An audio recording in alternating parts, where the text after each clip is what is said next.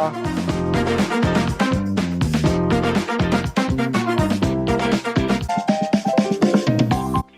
sommes encore aujourd'hui sur notre plateau où nous accueillons une doyenne de la diaspora africaine ici aux États-Unis. Mais cette fois-ci, nous voyageons dans notre pays frère qui est le Cameroun, où nous allons rencontrer une sœur avec laquelle nous allons explorer son parcours depuis Yaoundé au Cameroun jusqu'ici au pays de Langsam. Son expérience, ses émotions vont certainement nous guider, mais surtout vous qui êtes au pays et qui jusque-là nourrissez le secret désir de faire ce grand saut dans l'inconnu. Mesdames et messieurs, chers téléspectateurs de Télémédia Talk, bonsoir et bienvenue.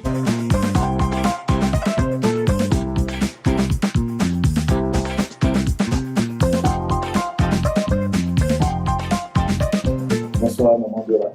Bonsoir, mon fils. Je suis très honorée d'être ici aujourd'hui avec toi. Je suis vraiment fière de ce que tu es en train de faire là. Merci. Effectivement, je suis Dora Foka Nengonjo. Je suis partie, il a raison de m'appeler la doyenne, parce que ça fait plus de 40 ans que je suis partie du Cameroun, mais ici aux États-Unis depuis 24 ans seulement. J'espère que notre conversation va vous amener à comprendre un peu plus le parcours que j'ai eu et j'espère que quelqu'un va apprendre quelque chose avec ça. Alors donc merci maman Dora, merci. Alors le décor est planté. Je pense qu'il y a une question qui me vient à l'esprit, c'est celle de demander à maman Dora de se présenter un peu plus à nos téléspectateurs qui voudront bien la connaître. Maman Dora. Ok. Je suis née avant l'indépendance, si on veut le savoir, juste un peu avant l'indépendance du Cameroun. Après, je suis arrivée en France quand j'avais 25 ans. Et je suis restée 16 ou 17 ans là-bas, je me souviens plus très bien. Et j'ai décidé de venir aux États-Unis. Ça, c'est le plus gros. Dites-nous, depuis combien de temps vous êtes aux États-Unis? 24 ans exactement. 24 ans. Oui. Waouh, ça fait du temps. Beaucoup d'enfants ne sont pas encore nés. C'est vrai. Ça fait longtemps. Pour nous permettre de nous détendre encore un peu plus, je pense que c'est le plus mieux de nous tutoyer, non, maman Dora? On peut se tutoyer, bien sûr. Merci, On peut se tutoyer, il n'y a pas de problème. Alors, donc, 24 ans que tu es ici aux États-Unis. Alors, dis-nous, depuis le Cameroun natal, est-ce que c'était un rêve d'enfance que tu réalises en venant aux États-Unis? Bien sûr. Moi, j'ai mon frère qui vivait ici déjà. Il a fait des études aux États-Unis. Et chaque fois qu'il venait au Cameroun, je lui disais, est-ce que tu peux m'emmener avec toi? Mais bien sûr, c'était un rêve. Tu ne peux pas venir aux États-Unis. Il y a toujours quelque chose qu'on pense avoir ici qu'on n'a pas au Cameroun. Mais oui, je voulais venir depuis longtemps. C'était vrai. Ça m'intéressait. Et qu'est-ce qui suscitait ce rêve-là? Mais il y a toujours cette obsession avec les pays étrangers. Quand on vit quelque part, on voit l'Occident, on se dit, oh mon Dieu, c'est là que tout se passe. Le rêve, comme tout le monde, j'avais mon petit rêve américain, même si je ne savais pas que ça ne devait jamais arriver. Oui, j'ai rêvé comme tout le monde d'aller à l'étranger. En fait, ça aurait pu être n'importe quoi. Je serais partie, bien sûr, m'amener, où on me donnait l'opportunité. Parce que quand tu regardes le Cameroun, bon. Donc, je me disais, si je voyage, peut-être là-bas, je vais faire tout ce que je vais faire. Je croyais même devenir milliardaire. Et donc, c'est vrai que tu nourrissais ce rêve-là. Mais c'est à quel moment tu as pris la décision de venir aux États-Unis? Mon voyage aux États-Unis n'est pas comme les autres. Je ne suis pas partie du Cameroun directement, c'était à partir de la France. Mais je suis venue en vacances en l'an 1999. Je suis venue en vacances chez mon frère. Je suis arrivée dans une maison où tout le monde avait l'air de faire quelque chose. Ils avaient l'air heureux. C'était différent. On parlait l'anglais, c'est vrai. Mais tout le monde était bien, ils sortaient le matin, ils reviennent le soir, tout le monde travaille, 5 personnes dans la maison, 5 voitures dans le parking. Je me suis dit, oh, ça c'est une vie que moi j'ai fait vivre aussi. Donc, tout avait l'air facile pour eux, parce que je n'avais pas l'impression que ce serait compliqué. Je pensais que je vais faire comme eux, venir ici m'asseoir, avoir ma maison, trouver du travail, conduire ma voiture, parce qu'en France, je ne conduisais pas du tout, et vivre le rêve américain. C'est ça qui m'a motivée. Donc, je suis rentrée de mes vacances. Au mois de septembre, je suis revenue. Mars, qui suivait. Ah bon? C'était rapide comme ça. Hein, non. Ouais, puis il faut dire aussi que j'étais encouragée par ma famille ici. On me demandait de venir, si on disait de venir, parce que ce que je faisais en France n'était pas tellement intéressant. Du Cameroun, Voilà. tu viens en France, c'est en France, hein? Oui, c'était en Et bien France. de la France, tu continues sur les États-Unis, Oui. c'est où tu arrives chez des parents qui, au départ, sollicitent ton arrivée, qui veulent même que tu viennes. Mon frère est né, oui. Ton frère est né. Ok. Alors, tu Et son épouse. Ah, ok, d'accord. Donc, tu arrives, tout en sachant que tu avais vraiment un pied à terre, là où partir. Oui. Voilà. Comment tu découvres ce pays? Oh, déjà, quand tu arrives, tu t'imprègnes de l'environnement dans lequel tu es.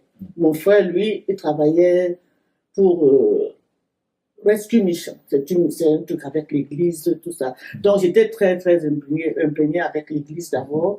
Il a rencontré plein de gens là-bas, mais ce n'étaient pas des Africains. Donc, je me demandais, hein, où sont les Camerounais? Lui n'avait pas l'air de fréquenter des Camerounais ici, ni des Africains du tout. Donc, c'était un peu difficile pour moi de regarder autour. Mais la première chose que je peux dire honnêtement, c'est que si j'arrivais dans ma famille, j'étais bien reçue. J'étais chez moi. Donc, je n'ai pas beaucoup de soucis à m'intégrer dans ce sens-là. J'étais dans la famille, faisait tout pour moi et tout avec moi. C'était difficile parce que j'ai quitté la France. Toute ma vie là-bas, je l'ai laissée. Il fallait recommencer ici. Mais bon, je ne me plains pas. Ils m'ont bien reçu. Tu arrives dans la famille? La famille, ça va. On est dans la famille, on vit bien, on mange bien, tout ça. Mais le pays, en dehors de la maison, c'était un peu différent. Il fallait s'adapter. Moi, je ne suis pas venue avec un but précis. Premièrement, j'étais mère seule. Je venais avec mon fils. Donc, il fallait faire tout pour être à même de m'occuper de lui sans la famille. Donc, je m'étais mis de la pression. Je n'avais pas la pression venant de la famille, mais je me suis mis de la pression parce que je me dis, je ne suis pas venue pour dormir. C'est très facile hein, de dormir, de rien faire. J'ai dit non. Et j'ai commencé donc à regarder un peu autour de moi, parler aux gens. Parce qu'ils ne comprenaient pas toujours ce que je dis. Mais je n'étais pas timide. Je n'étais pas timide du tout. Parce qu'on m'a dit, ose, parle, même si c'est comment tu utilises tes mains, tes pieds, ta tête et tout cela. C'est comme ça que ça a commencé. J'ai commencé à sortir un peu. Mais en venant, quel objectif sais-tu? En France, la vie n'était pas aussi belle que ça. Okay. Quand tu fais des études et tout ça, là, tu ne trouves pas du travail. Ou bien tu es amené à faire ces petits boulots, mais qui m'ont nourri pendant des mois. C'est des années, c'est-à-dire faire des ménages, des choses comme ça. Là. Je suis allée à l'école, il y a des diplômes. Je n'arrivais pas à trouver un travail décent. Mais j'avais un boulot où on me payait très bien. Hein. Je pouvais vivre avec pendant longtemps. Mais est-ce que c'est ce que je voulais faire? Mais c'était pas mon ambition. Donc, quand je suis venue ici, en vacances, j'ai regardé un peu partout. Ma belle-sœur, elle allait à l'école et elle travaillait. Tout ça, c'était une vie que je voulais. C'est-à-dire que faire toutes ces choses-là, me sentir vivante. Et surtout, avoir un meilleur avenir. Parce qu'on m'a dit qu'il y a des chances pour tout le monde ici. Si tu travailles bien, surtout pour mon fils. Donc, et surtout pour lui, parce que je me disais que je ne veux pas qu'il grandisse dans un environnement où il n'y a pas d'espoir pour les Noirs. Bon, c'était l'époque, je ne sais pas si ça a changé. Donc, je l'ai amené ici. Et c'était ça. Hein. J'ai commencé à me chercher. Eh bien, tu commences à te chercher et qu'est-ce que tu trouves? Ouais, au début, c'était un peu difficile de sortir de là parce que déjà, tu ne parles pas l'anglais. Il faut avoir le courage de plonger dedans. Et qu'est-ce que tu fais puisque tu ne parles pas l'anglais? Moi, déjà, j'ai fait l'adult school. Il y a une école où tous les immigrés vont, c'est pour apprendre l'anglais. J'ai fait quelques mois. Mais ce n'était pas pour moi, ça. Parce que déjà, mon niveau d'anglais n'était pas bon, très bon. Mais j'avais l'impression que je n'apprenais pas grand-chose. Parce que tous ces gens-là qui étaient là, c'était tous des Chinois. Il n'y avait même pas de Camerounais, d'Africains là-dedans. Des Chinois, des Mexicains et tout ça là. Mais après quelques mois, j'ai décidé que non. Le meilleur moyen pour moi d'apprendre l'anglais, personnellement, ça c'était mon désir à moi, c'est de rentrer à l'école. Okay. Je suis allée à Contra Costa College. Okay. C'est l'école que j'ai commencé à apprendre. Community College. Okay. Community College. C'est là que je suis allée. Et en même temps, bon, je regardais si je peux faire autre chose que l'anglais pour les étrangers. En fait, est-ce que ça t'a vraiment aidé le fait d'aller dans une école, je veux dire, comme tu veux dire, Community College? Est-ce que ça t'a aidé au niveau de l'anglais? Là-bas, la différence, c'est que moi, j'appelais ça le vrai anglais. Ok. Parce que quand tu es avec des gens qui sont comme toi, qui parlent comme toi, tu peux progresser beaucoup. Juste, il y en a au moins un qui est au niveau autre. Mais tous ces gens-là que j'avais rencontrés à cette époque-là, c'était tous des gens qui parlaient 10 fois moins que moi. Donc, c'était difficile. Mais par contre, l'enseignement que je recevais du professeur était très bien. C'est-à-dire que on m'a mis directement au niveau 3, je ne sais pas pourquoi. On m'a mis au niveau 3, j'étais un peu élevé. Oui. Et au début, c'était bien. Mais après, j'ai dit non, je veux la base. Parce que tu as besoin de la base, ABC, tout. Moi, j'ai dépassé ça parce que quand ils sont arrivés, ils vont chaque année en montant. On m'a mis là-dedans. Donc, je me suis dit, bon, tant qu'à faire, c'est pas ça que je veux apprendre. Je veux apprendre, pouvoir parler aux voisins, parler à tout le monde et m'exprimer. Donc, ça a commencé à parler à l'église, un peu. On m'a même donné une Bible en français que je ne lisais pas trop. Je voulais écouter quand on parlait en anglais. Donc, progressivement, c'est comme ça que mon anglais a évolué. Voilà, avec l'école et l'apprentissage de l'anglais, tu amorces petit à petit ton intégration dans le système américain. Maintenant, c'est quoi la prochaine étape? Le boulot? Vous savez, quand vous allez dans un pays étranger, là, allez demander du travail, vous ne savez même pas par où commencer. Et un jour, j'ai décidé de prendre le bus qui m'a déposé à Berkeley. Je suis entrée dans un magasin. Directement, on m'a interviewé. Ok. On m'a posé une question, je n'ai pas compris ce qu'elle demandait. J'ai dit non. Tout de suite, là, elle m'a dit de passer. Mais j'ai gardé le mot. C'est là où je suis venue demander qu'est-ce que c'est qu'elle disait. C'est quel mot? On m'a expliqué, j'ai dit, ok. Tu vas chercher un travail, on te demande si tu es dans une chaudronnerie, par exemple. On te demande si tu as déjà travaillé dans la chaudronnerie. Tu dis non. C'est un peu l'exemple que je donne, mais c'était une boutique. Donc, c'était ça. Donc, ça m'a donné le courage quand même de continuer. Et puis, une autre fois, j'ai pris le train pour aller à San Francisco.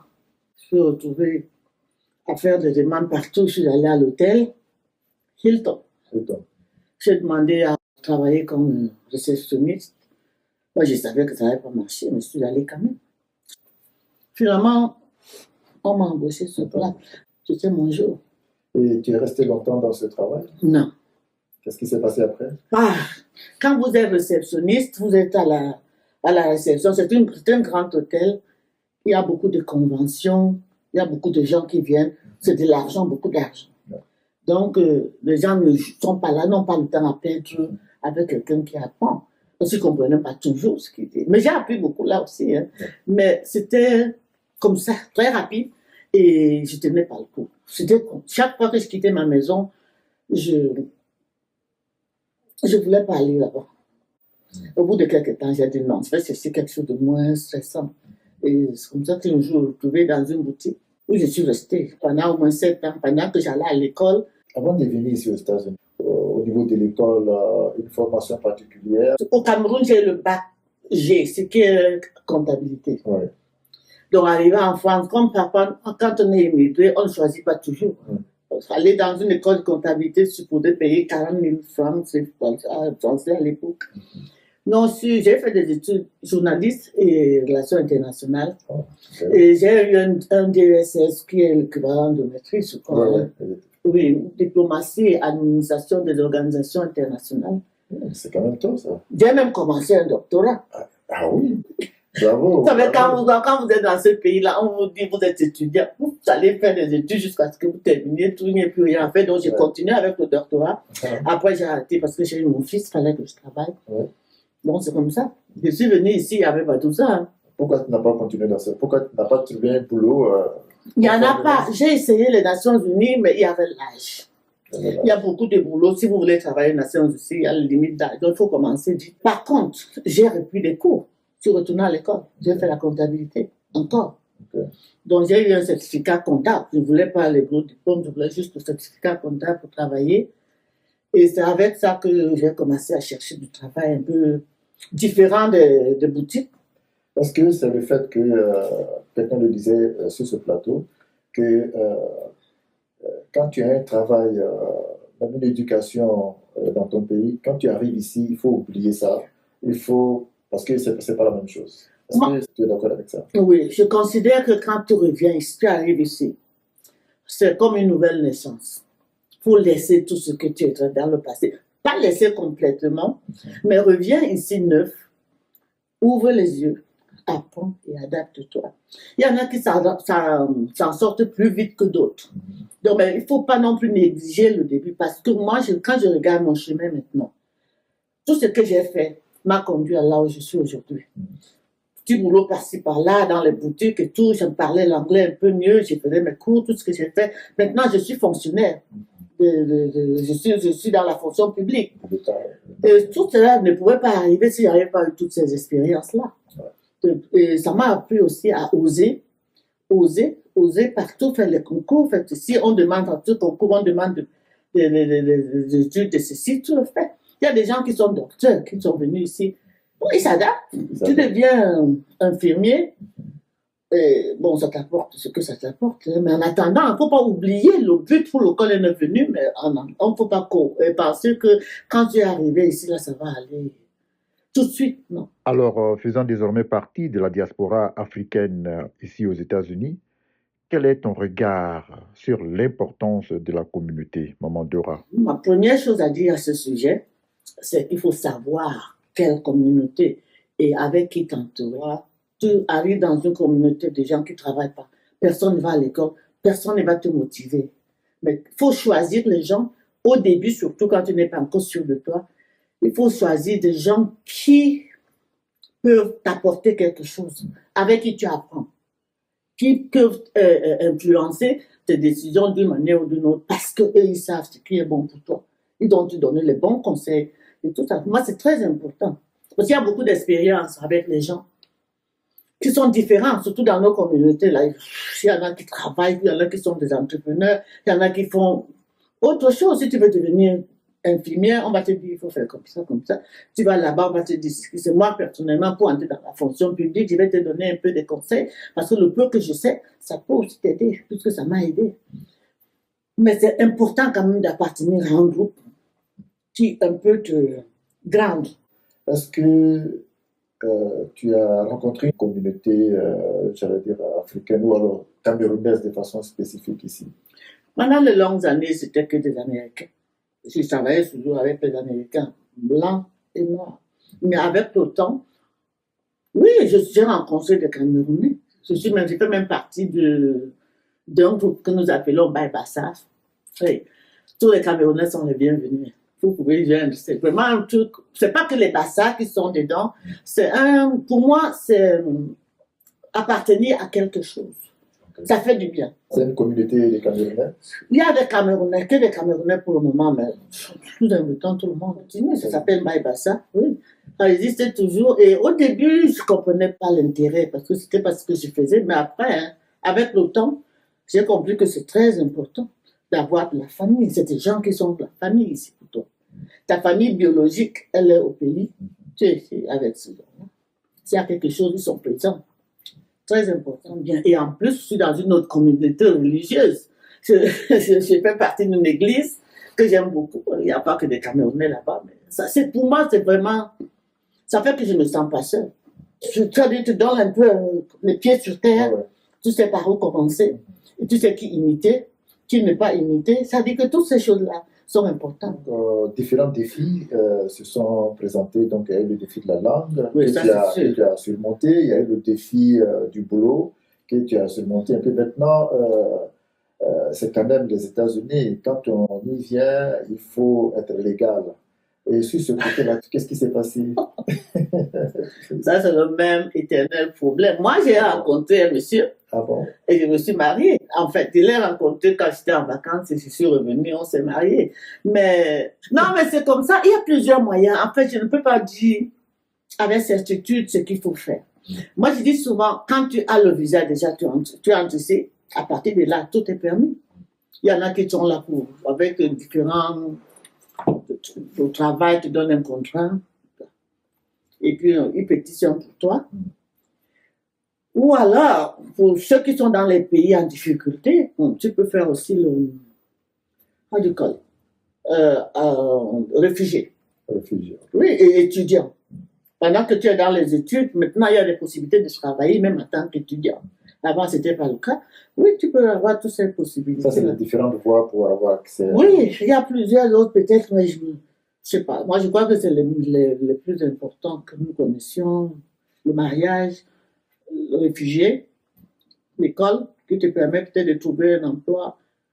Euh, apparemment, si tu es qualifié maintenant à un certain niveau, tu as le droit de trouver du travail ici. Là. Donc c'est bon aussi, toutes ces choses-là, faut les observer. Mais il ne faut pas venir ici t'asseoir ni rien essayer. Il faut toujours essayer. Il faut toujours explorer les voies qui sont officielles. Vous savez, quand vous quittez un pays pour un autre, vous partez pour quelque chose. Il faut avoir une clarté dans la tête de ce qu'on veut. On ne peut pas peut-être pas sûr à 100% de quels objectifs. Moi, quand je venais ici, je savais clairement dans ma tête que je venais pour un monde, une vie meilleure pour mon fils.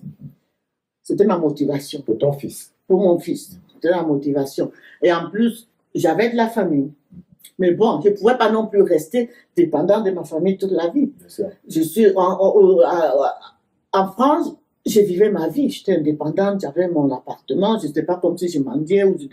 Mais si je quitte tout ça, je viens ici, c'est qu'il faut que je fasse quelque chose de ma vie qui est meilleur que ce que j'ai. Et ici, là, tout est possible. Si tu travailles, si tu es focus, tu peux faire tout ce que tu veux. Ce n'est pas forcément l'école. C'était pour moi l'école parce que c'est comme ça qu'on m'a arrivé. Mais d'autres font du business. Tout est possible. Mais il faut avoir le courage et la force et le désir. Surtout le désir de travailler. Avec une vision bien claire. Bien claire. Est-ce qu'on peut dire que Maman Dora a atteint son objectif? On n'atteint jamais son objectif. J'aurais voulu être milliardaire. Mais je suis fière de ce que j'ai accompli. Je suis contente de là où je suis. Je peux vivre ma vie, je n'ai besoin de personne. Soit je suis arrivée à un point où je peux m'occuper de mes factures, je peux m'occuper de moi-même et aider les autres. Une question que je pose souvent à mes invités. Oui. Quand tu pars en vacances au Cameroun, quel regard tes compatriotes, tes parents, ta famille posent sur toi? Le commun des mortels, comme on dit, le commun des peuples pense que tu es riche. Bon.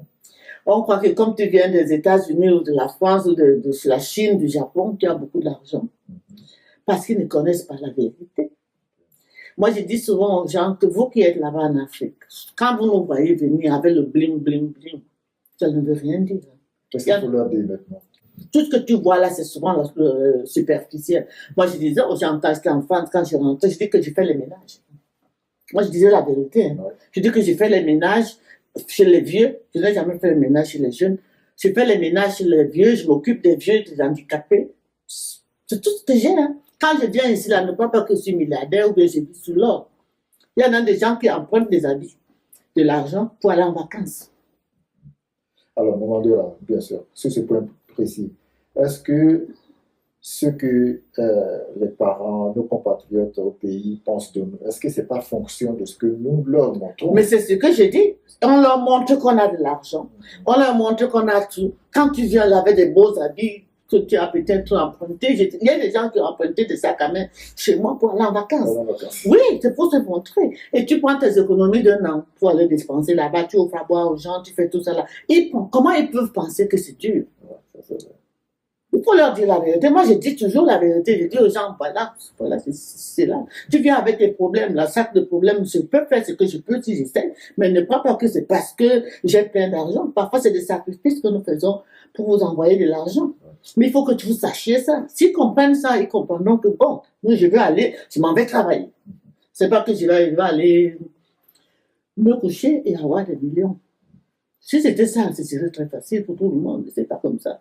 Il ne faut pas leur mentir. Le conseil que vous donnez, surtout à vos compatriotes qui sont ici, aux Africains qui sont ici aux États-Unis ou bien dans la diaspora, en Occident, quand tu repartes au pays, il faut qu'ils soient vrais. Dites la vérité. Il faut qu'ils soient vrais. Ça ne veut pas dire que ça va les empêcher de rêver d'être à ta place. Dites, vous donc toujours venir. Quelqu'un m'a dit un jour que je préfère faire les ménages là-bas chez vous que rester ici à ne rien faire. Je comprends, mais il sait que ce n'est pas toujours tout le monde qui est riche. Mon oncle m'a demandé un jour, comment se fait que les autres construisent les maisons ici là-bas? Toi, tu n'as pas de maison. Je n'ai même pas. Quand j'étais enfant, je dis, je n'arrive même pas moi-même à payer ma maison là-bas, louer là où je dors pour venir construire une maison parce qu'ils croient qu'il y a l'argent. Mais, moi, je vais dire la vérité, hein, je n'en ai pas. Si je te donne un peu, je donne un peu, mais je n'en ai pas vraiment. Autant que tu crois. Je vais revenir un peu sur la communauté. Je prends l'exemple de la communauté camerounaise à laquelle tu appartiens plus spécifiquement. Je vais dire, qu'est-ce que tu lui proposerais à cette communauté dans l'accueil des nouveaux immigrants? Bah, ce que je vois souvent chez nous, c'est que les gens sont très accueillants. C'est vrai que quand tu viens là, on t'accueille. Je ne vois pas quelqu'un qui te propose des options. Il faudra qu'il y ait des gens qui sont là pour te dire ce qu'il y a à faire. Comme notre église fait ça. Okay. Notre église fait ça. Surtout, il y a des gens qui viennent ici, non personne. Je profite de l'occasion pour dire que le chef de ta communauté religieuse, nous l'aurons sur ce plateau. Et que lui il expliquera mieux. Voilà. C'est vrai que c'est quelqu'un qui est très engagé dans la communauté, ici et au pays. Donc, à cette communauté camerounaise, il faut être présent un peu plus parce que souvent on se rencontre, on est content, on mange, tout ça. Pas s'arrêter là. Non, surtout pour les nouveaux venus, voir vraiment, comme tu l'as dit tout à l'heure, c'est une très bonne idée, comment on peut les aider à s'installer, comment on peut les aider à s'adapter. Nous ne le faisons pas beaucoup. Quand tu regardes la diaspora africaine ici aux États-Unis, est-ce que tu penses qu'elle est assez organisée? Organisée, je ne sais pas. Je ne veux parler que de mon petit groupe auquel j'appartiens. Mais je crois que oui, les gens se retrouvent entre eux, c'est déjà bien. Mais une chose que je vais dire quand même, on parlait d'immigration. De peu que moi je vois, vous mes frères, quand vous venez ici, sachez que les Africains ici réussissent beaucoup parce qu'ils travaillent beaucoup.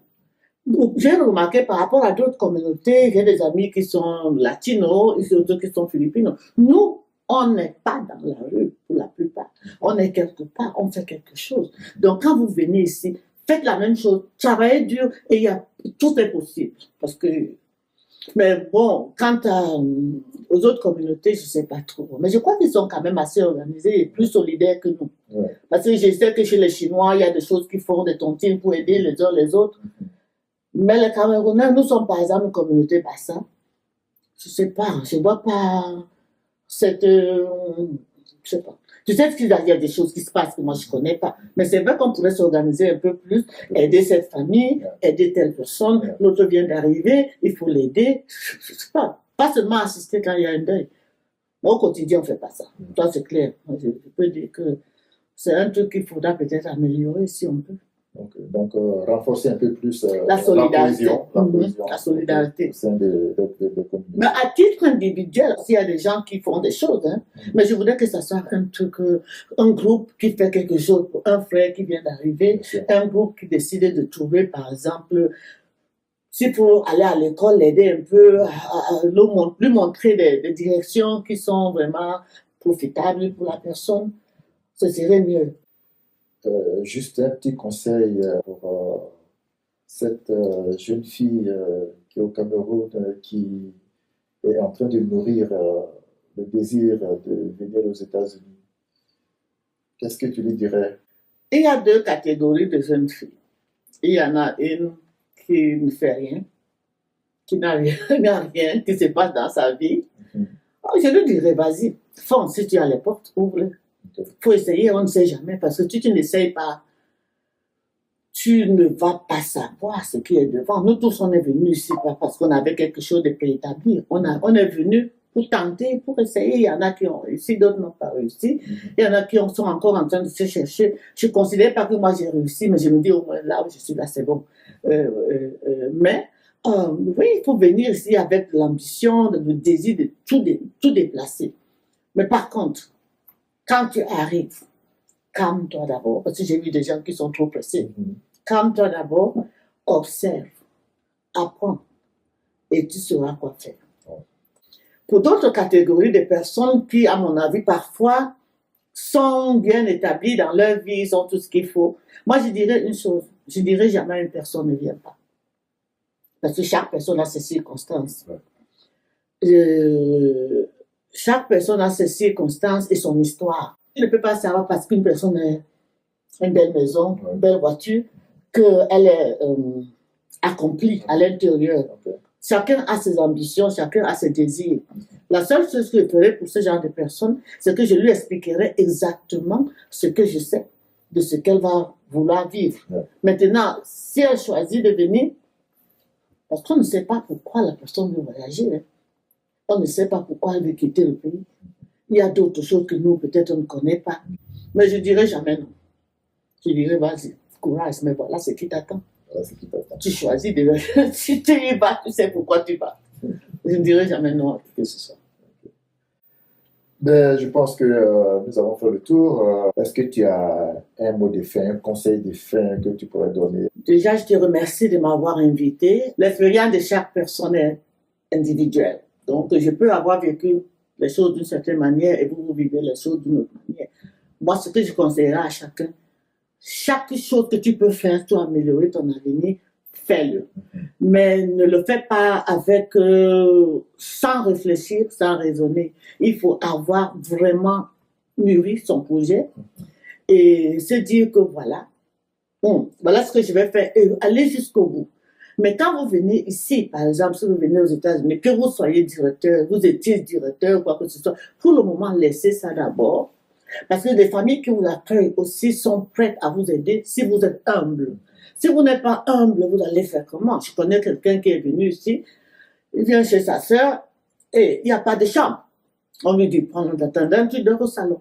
Et il n'est pas content parce qu'il veut la chambre.